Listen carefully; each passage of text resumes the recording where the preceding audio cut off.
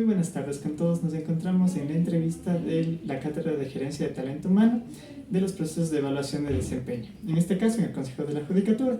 Para ello, contamos con la colaboración de la doctora psicóloga perito Carlita Arias. ¿Cómo está, Carlita? Muy buenas tardes. Todo muy bien, gracias. Bueno, Carlita, antes que nada quisiéramos saber una pequeña introducción de quién es usted y las labores que realiza en el Congreso. Ya, perfecto. Buenas tardes con todos, mi nombre es Carla Arias, como indicó Pedrito. Yo soy psicóloga perito en la Unidad Judicial de Familia. Yo me encuentro laborando 10 años de aquí en el Consejo de la Judicatura. Listo, Carlita. Bueno, una vez con esto, pasaremos con las preguntas, ¿ok? ¿Cómo se realiza la evaluación de desempeño en el Consejo de la Judicatura? Bueno, en los 10 años que yo vengo desempeñando las funciones de aquí, nos han realizado una evaluación de desempeño. En ese caso, lo que nos hicieron fue realizar el aplicativo de unos reactivos psicológicos y también nuestro jefe inmediato, en este caso el coordinador de la unidad judicial, nos hizo como una entrevista y él nos iba llenando como una encuesta. Que yo me imagino tenía unos parámetros, él nos iba indicando sobre algunas, actividades que desempeñamos en nuestro cargo y él calificándonos, me imagino algún rango, o sea, como por darles un ejemplo, del 1 al 5, cuánto hemos ido cumpliendo.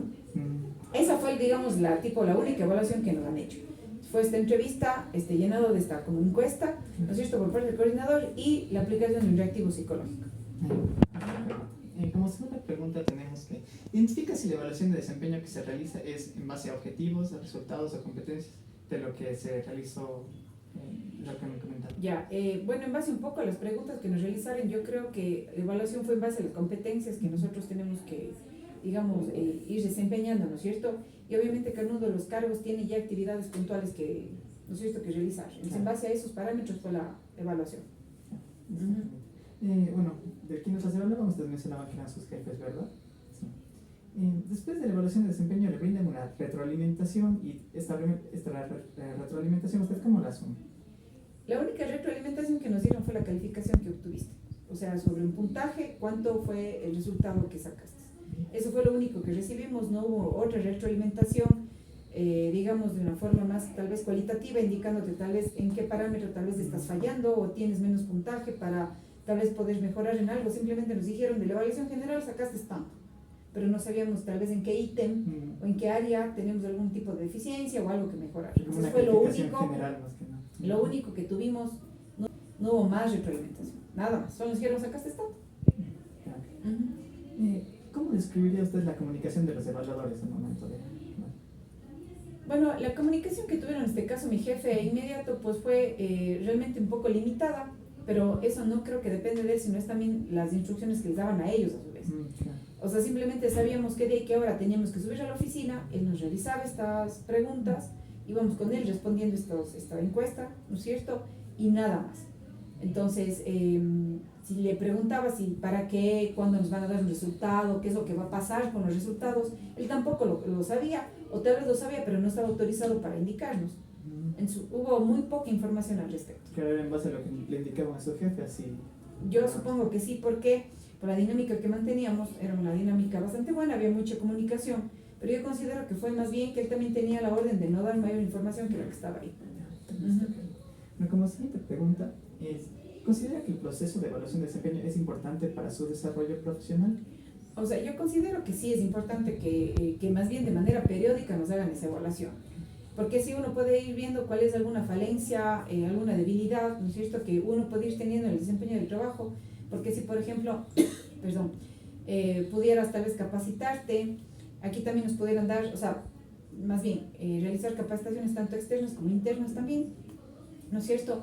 Pudiéramos realizar algún tipo de coordinación, de actividades aquí dentro de los compañeros que desempeñamos las mismas funciones, pero realmente eso como que no se da.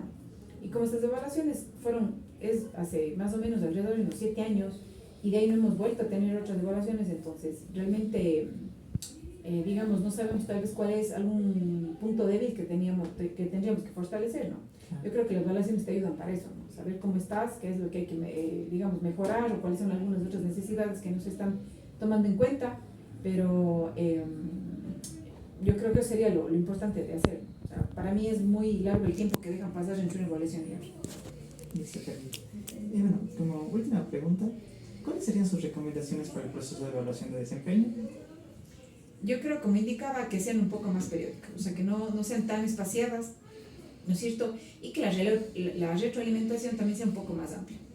Porque, Cierto como digo, aspecto para porque simplemente nos aplicaron las preguntas, las entrevistas y nunca supimos en qué fallamos. Solo sabemos que sacamos, por ejemplo, 8 sobre 10, pero ¿por qué? O sea, ¿qué es lo que estoy yo fallando? Entonces eso es algo importantísimo, porque si no hay esa retroalimentación, dime cómo puedo yo mejorar si no sé en qué estoy fallando.